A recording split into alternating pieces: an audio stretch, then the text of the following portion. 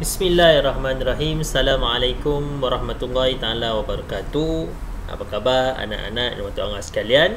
InsyaAllah pada kelas hari ini kita masih lagi membicarakan berkaitan tentang kepentingan makanan dalam urusan kehidupan kita. Okey, adik-adik, anak-anak yang dimaksud Allah sekalian, tahukah kamu yang kita pun telah mempelajari bahawa setiap makanan yang kita makan ada tujuh kelas makanan yang telah diklasifikasikan kepada kita. Ni awak dah belajar. Maksudnya setiap makanan yang kita makan dibahagikan menjadi 7 kelas makanan. Ada protein, ada karbohidrat, vitamin, mineral, lemak, air dan pelawas. Dan kesemuanya itu ada dalam setiap makanan kita. Dan ada jenis-jenis makanan dia. Contoh, kalau protein, bila kita sebut protein, kita akan ingat ayam, ikan, daging, benda-benda yang mempunyai daging. Okey, dan sebagainya lah. Kelas-kelas makanan yang kita pelajari. Hari ini orang banyak sangat makan suplemen. Apa itu suplemen? Suplemen itu adalah makanan tambahan. Cuba tengok ibu dan ayah kamu. Kemungkinan mereka juga mengambil suplemen. Kenapa orang sekarang banyak makan suplemen? Penting atau tidak suplemen? Jawapannya penting. Sebab orang sekarang dia kurang zat, kurang khasiat daripada makanan yang dimakan. Sebab terlalu banyak makan western food, makanan fast food, processed food, semua tu bahaya untuk kesihatan. So sebab itulah ada yang ambil suplemen. Suplemen tu ada ubat yang pil-pil yang ibu dan ayah kamu makan. Macam kamu sendiri pun, kalau mungkin mak ayah kamu bagi makan Appeton, vitamin C, vitamin D, yang chewy punya tu kan. Alright, itu semua untuk kepentingan tubuh badan kita agar sentiasa sihat. Hari ini kita nak membicarakan tentang berkaitan tentang proses yang kita sebut sebagai proses pencernaan. Rujuk muka surat 49. Apa itu proses pencernaan? Jom tengok gambar yang ada dalam buku teks tersebut. Seorang budak perempuan, dia makan dan dia terfikir, macam mana biskut yang keras ni boleh lembut dan dapat saya telan. Yang pertama hari ni kita nak belajar sistem proses pencernaan bermula dekat area mulut kamu. Ada lidah, ada gigi. Kita belajar tentang gigi. Gigi kita hancurkan makanan. Let's talk about biskut. Biskut ni mula-mula kita gigit pakai gigi kacik. Kita hancurkan dia guna gigi taring. Dan kita lumatkan dia guna gigi geraham.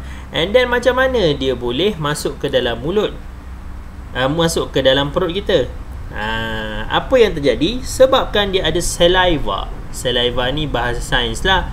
Dalam arti kata lain adalah air liur yang menyebabkan cebisan-cebisan makanan yang kita makan tadi dia menjadi basah, lembut dan mudah ditelan. Tanpa air liur, kita tak mampu untuk telan semua makanan kita makan. Penting atau tidak air liur? Penting.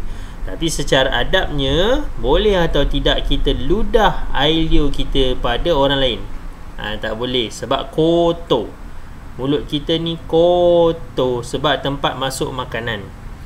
Okey, tapi fungsi air liur adalah untuk memastikan makanan yang kita makan tersebut menjadi lembut dan mudah ditelan. Okey, seterusnya kita akan mempelajari urutan aliran makanan. Okey, baik.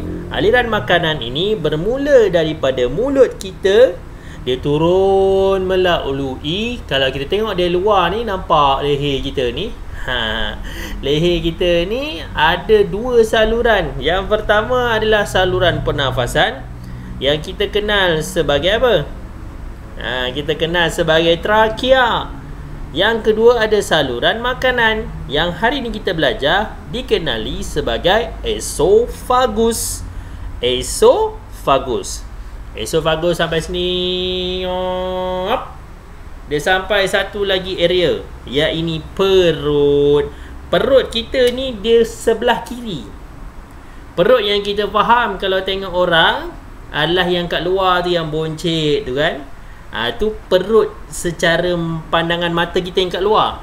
Tapi perut ataupun tempat proses makanan tu, boleh tengok buku teks kamu, dia belah kiri. Dia mengiri. Boleh faham? Selepas perut, dia akan turun ke usus.